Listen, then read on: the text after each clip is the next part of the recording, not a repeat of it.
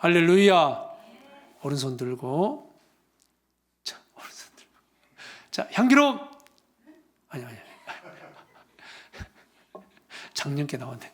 통로가. 할렐루야. 예, 가끔 목사 이렇게 실수도 해야 인간미가 있지 않습니까? 자, 말은 이렇게 잘합니다.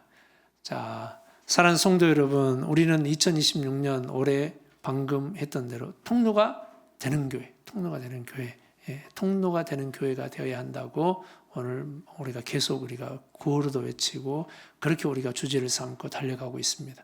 통로가 되는 게 뭐예요? 우리를 통해서 첫째 달 축복의 통로, 2월 달에 믿음의 통로, 이렇게 계속 통로가 우리를 통해서 흘러보내는 거예요.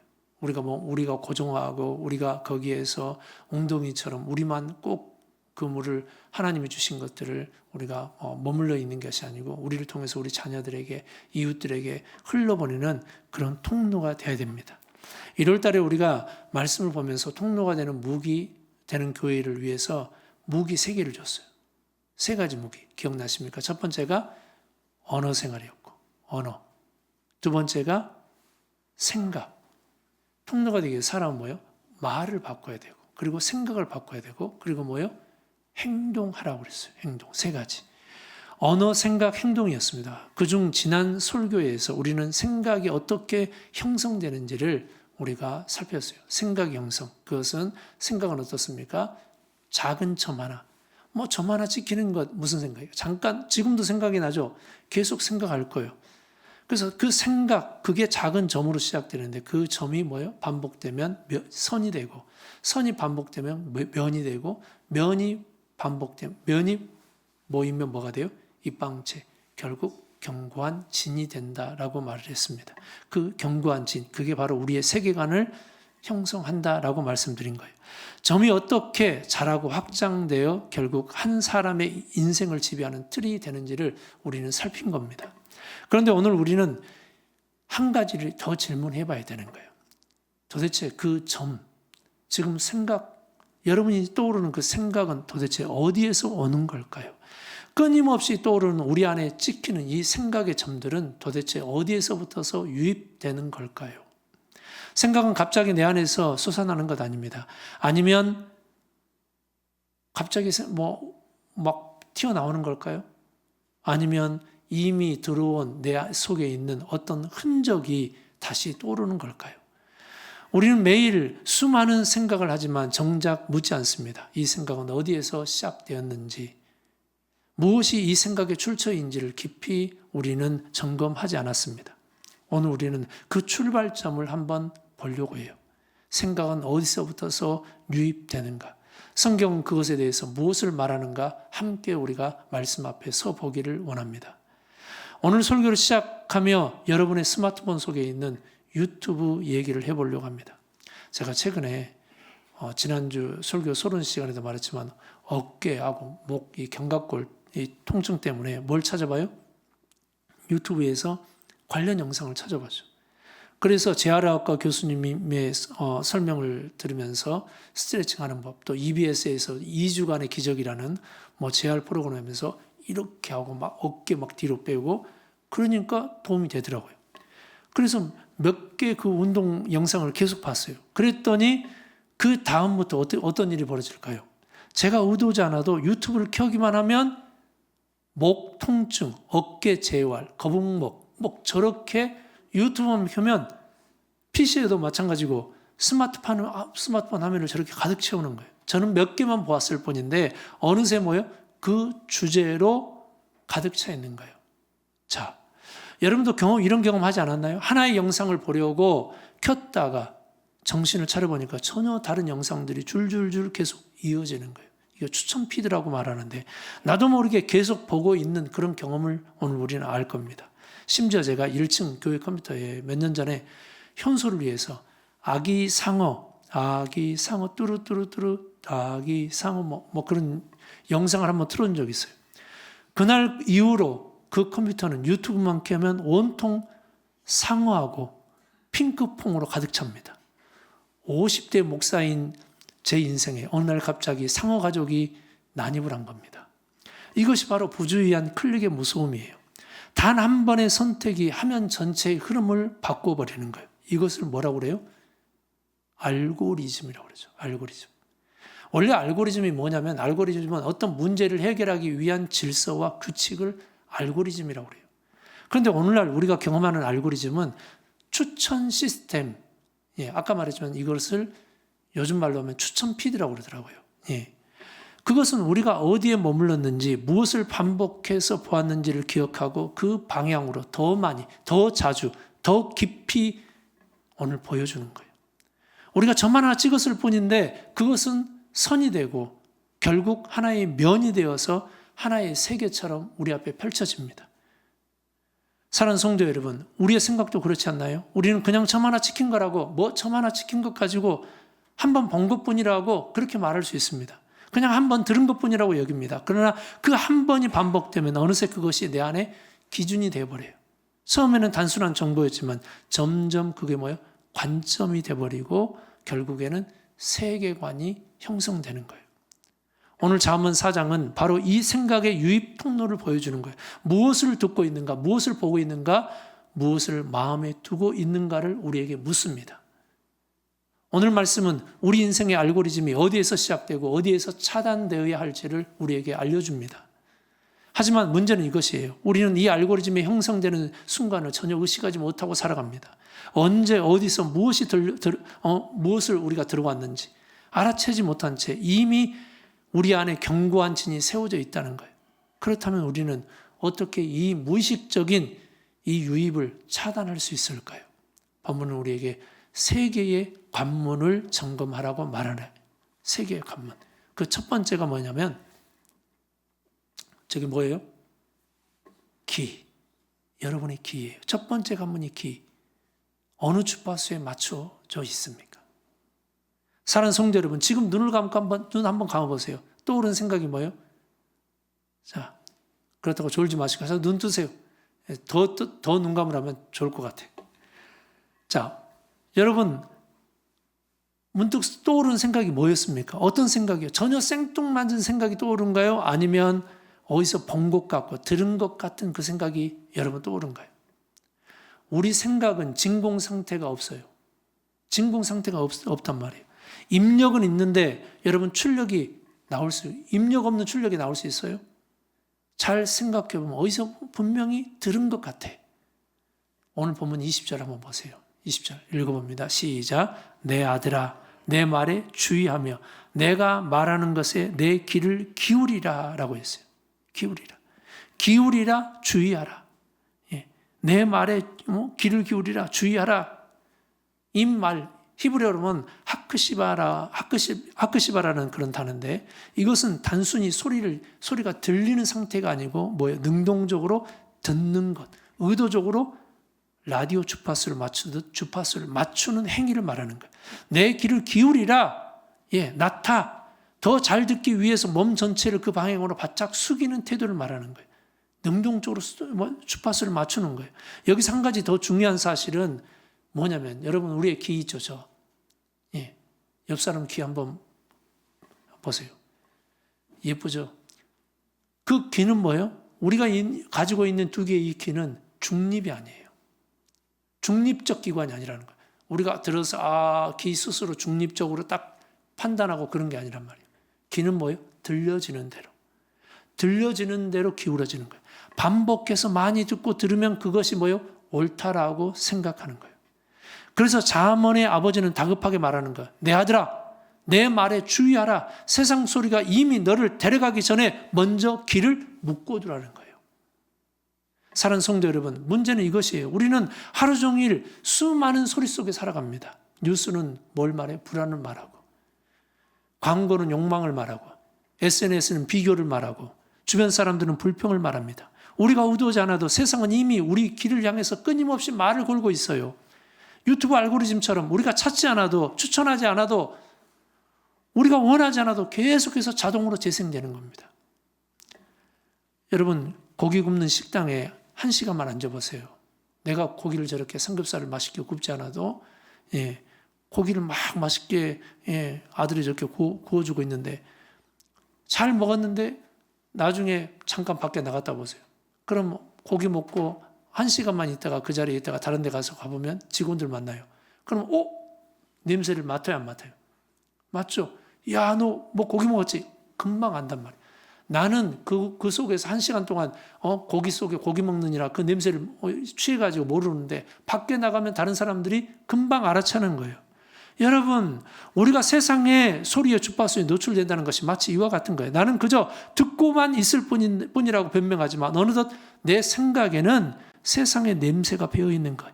염려의 주파수가 귀에 맞춰지면 불안의 냄새가 나고, 비판의 주파수에 맞춰지면 정죄의 냄새가 나고, 비교의 주파수에 맞추면 열등감이 생겨나기 마련이에요. 그런데 묻습니다. 너는 지금 무엇에 귀를 기울이고 있냐, 이 말이에요. 무엇에 여러분은 귀를 기울이고 있습니까?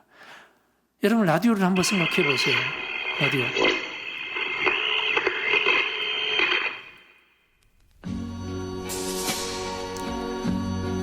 라디오 뭐요?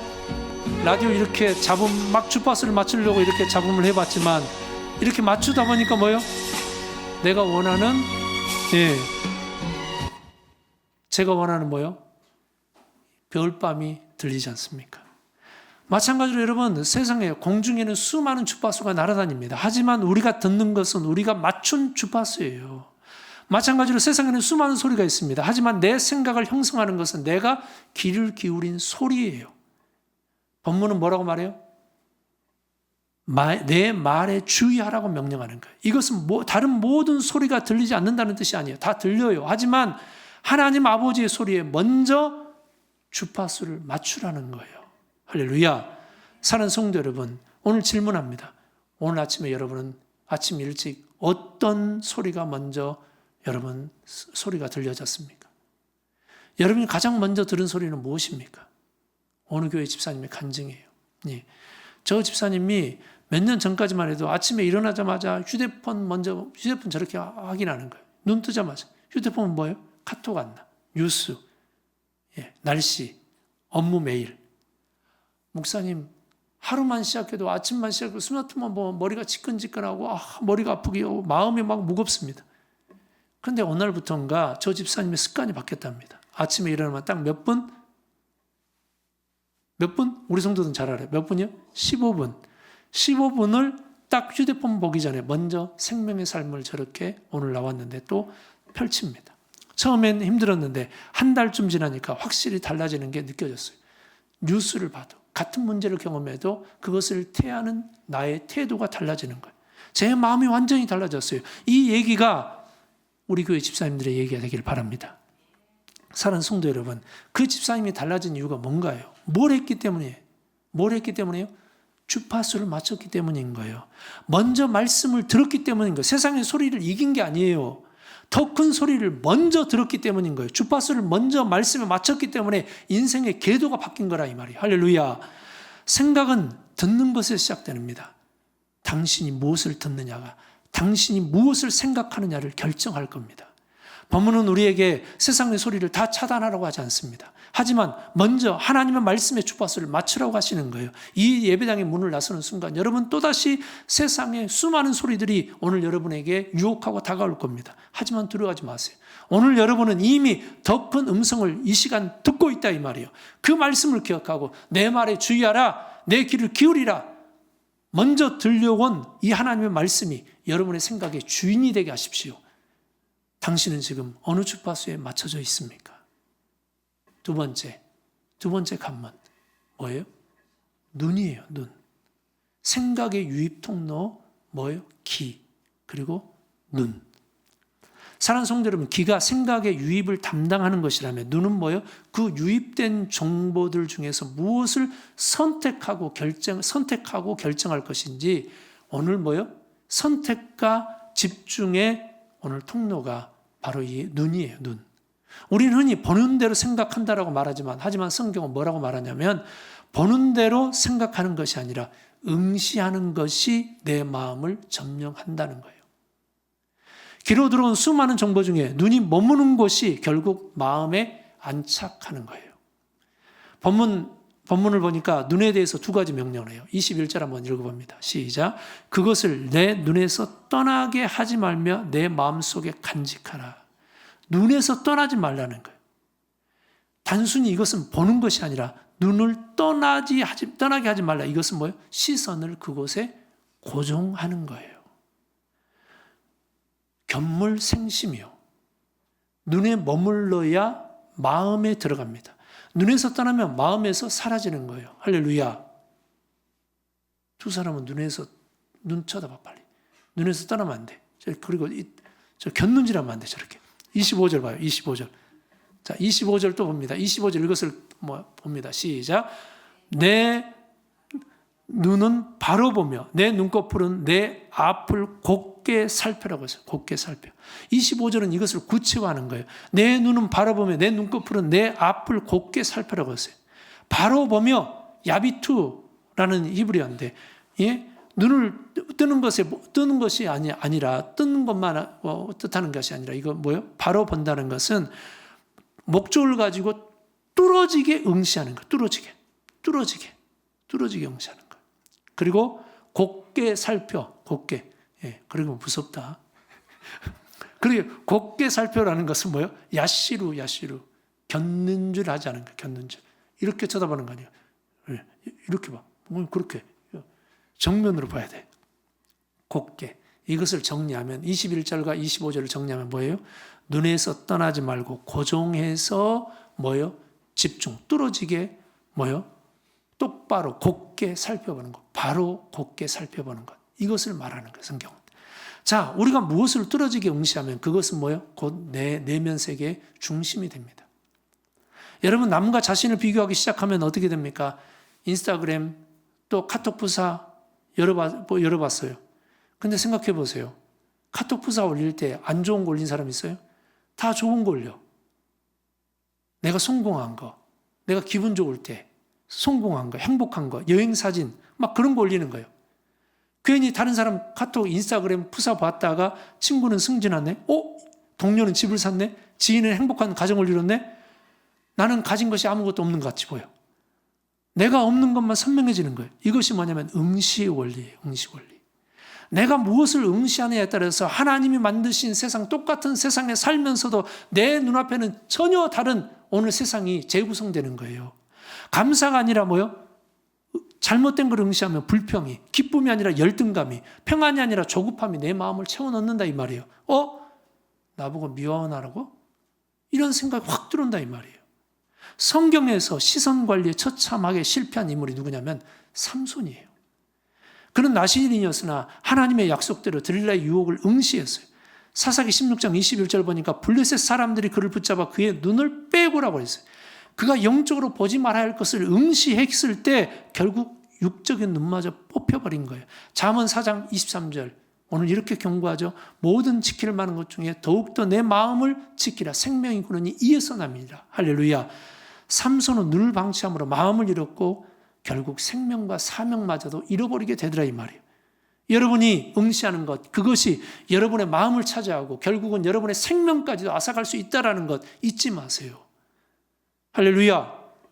막 아멘도 잊어버린 거 봐. 이제 세상의 알고리즘은 끊임없이 우리를 곁눈질하게 만들어요. 우리를 곁눈질하기를 유도해서 시선을 분산시킵니다. 이때 우리에게 필요한 게 뭐예요? 아까 말했지만 야시루라고 그래요. 야시루. 직진, 똑바로 보는 거예요. 예수님을 바라보며 무리를 걷던 베드로를 기억하십니까? 마태복음 14장 이렇게 기록해요. 바람을 보고 무서워 빠져가는지라. 무리를 걷는 예수님을 보고 제자들, 어떤 제자들도 그런 용기를 내지 않았지만 베드로는 용기를 내서 만일 주시거든 나로 무리를 걷게 하소서. 그러니까 오라. 무리를 걸었어요. 주님만 바라봤을 때 누가 무리를 걸어요. 요즘도 가끔 무리를 건다고 흉내내다 빠져 죽는 사람이 있어요. 절대 하면 안 돼요. 주님을 바라보고 주님만 바라봤을 때는 두려움이 없는 거예요. 대단한 용기예요. 걸었어요. 근데 갑자기 바람이 불어. 그리고 그의 시선이 어디로? 바람 부니까 바람을 쳐다보니까 내가 뭐하고 있어? 무리를 걷네. 풍덩 빠져요. 무리를 빻는 그 순간 어떻게 돼요? 그러니까 저 베드로가 저렇게 주여 나를 구원하소서. 라고 하니까 예수께서 즉시로 손을 내밀어 그를 붙잡아 주셨다 이 말이에요. 할렐루야. 베드로가 다시 주님을 응시했을 때 오늘 물에 빠진 그 인생이 다시 떠오르더라 이 말이에요. 우리의 생각이 세상의 두려움으로 흐를 때 해결책이 뭐예요? 다시 믿음의 주여 온전케 하신 이 예수 그리스도를 바라보라 이 말이에요. 할렐루야. 예수 그리스도를 응시하는 거예요. 사랑하는 성도 여러분, 오늘 여러분의 시선은 어디에서 멈춰 있습니까? 무엇을 저렇게 뚫어지게 응시하고 있습니까? 본문 21절 말합니다. 읽어봐요. 시작. 그것을 내 눈에서 떠나게 하지 말며 눈에 머물러야 마음이 가요. 눈에서 떠나면 마음에서 사라지는 거예요. 세상의 자극적인 추천 영상에 마음을 뺏기지 마시고 남의 성공과 행복에 응시하며 그것 가지고 불평하고 열등감 느끼지 마시고 내일의 염려, 오늘의 실패를 곁눈질하지 마시고 대신 십자가를 지신 예수 그리스도를 응시하고 할렐루야. 곁눈질을 멈추고 예수 그리스도를 향해서 시선을 곧게 야시로 하면서 여러분의 눈이 오늘 그분께 그리스도께 고정될 때 여러분의 마음도 그분께 사로잡히게 될 것입니다. 당신의 야비투는 지금 어디를 향하고 있습니까? 세 번째 관문입니다. 자, 세 번째 관문 뭐예요? 마음이에요. 사랑하는 성도 여러분, 이제 우리는 생각의 유입의 마지막 관문에 도달했습니다. 귀로 유입이 되고 그리고 눈으로 집중된 모든 정보가 최종적으로 모여지는 곳, 그것이 뭐예요? 최종적으로 안착하는 곳, 그것이 바로 마음이라 이 말이에요.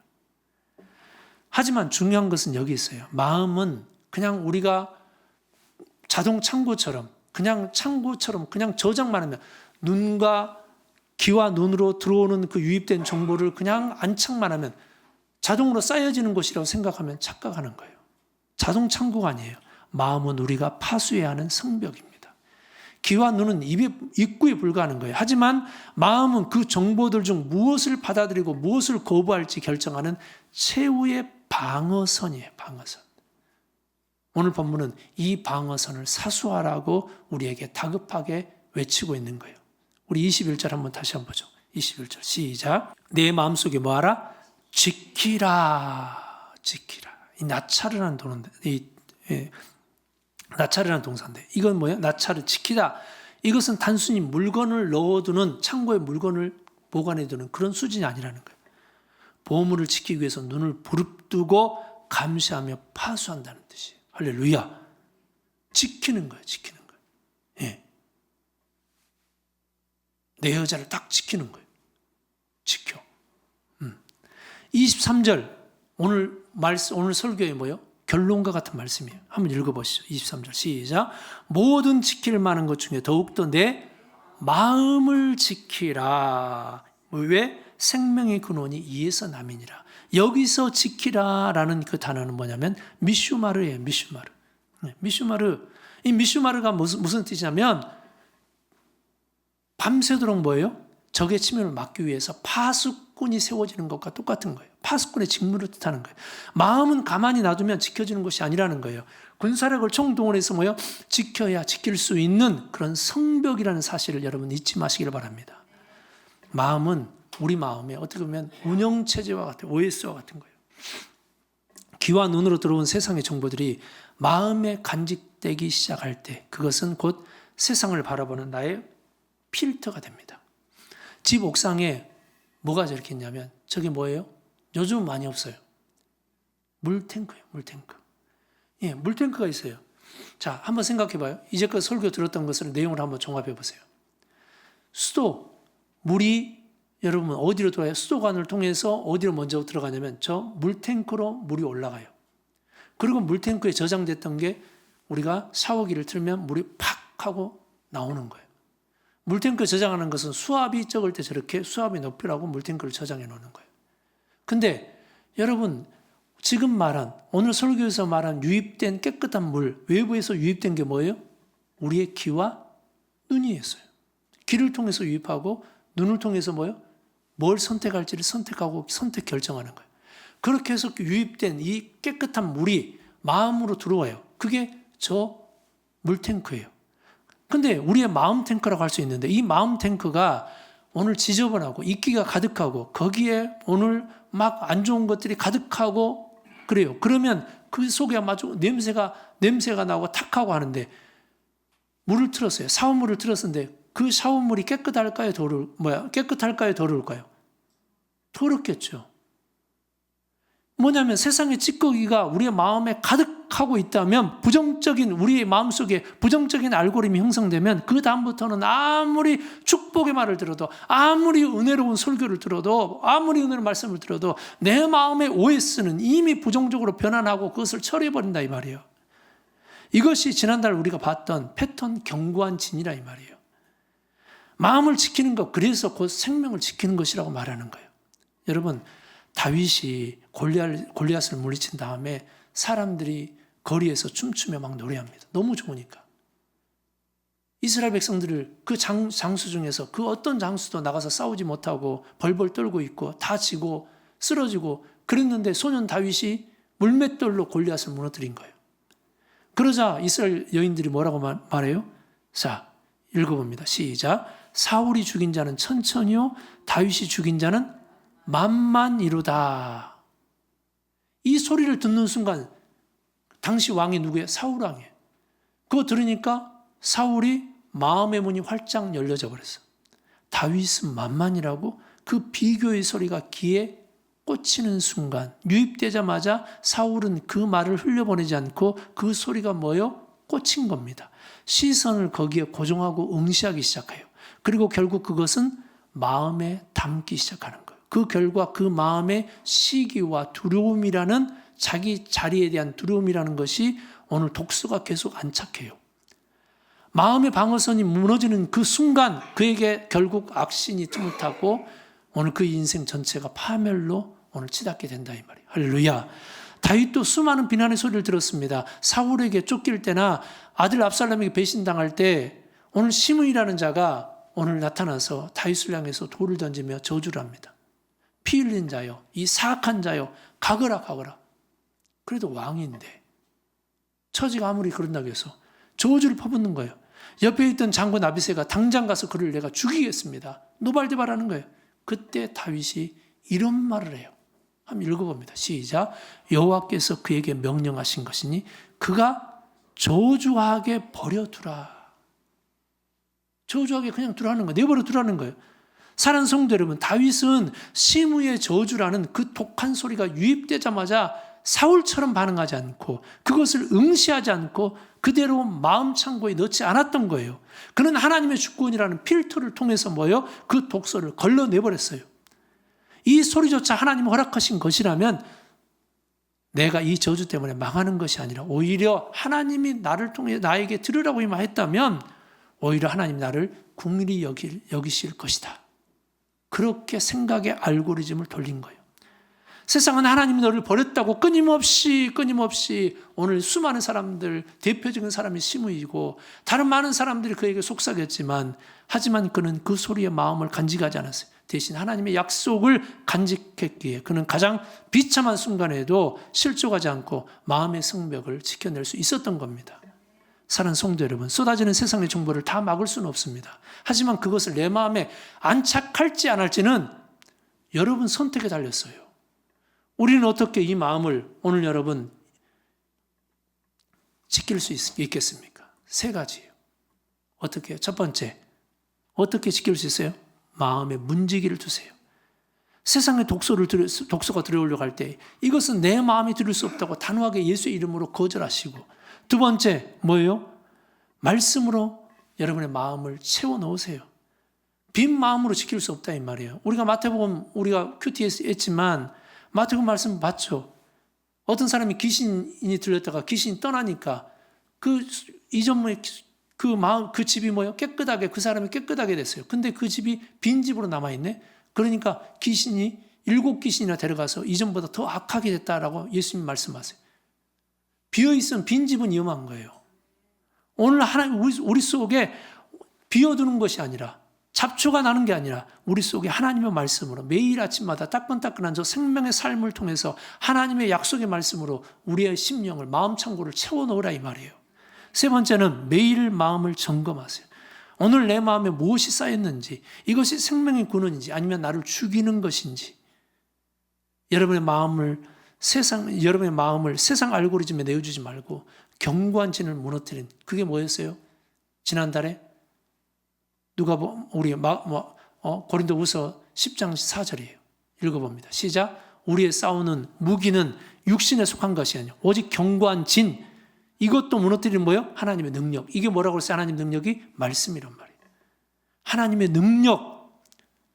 여러분, 하나님의 능력으로 오직 생명의 말씀으로 견고한 진을 무너뜨리고 마음을 든든히 세우십시오. 그럴 때 여러분의 삶에서 생수의 강이 차고 넘치는 놀라운 은혜가 있을 줄 믿습니다. 여러분, 결론입니다.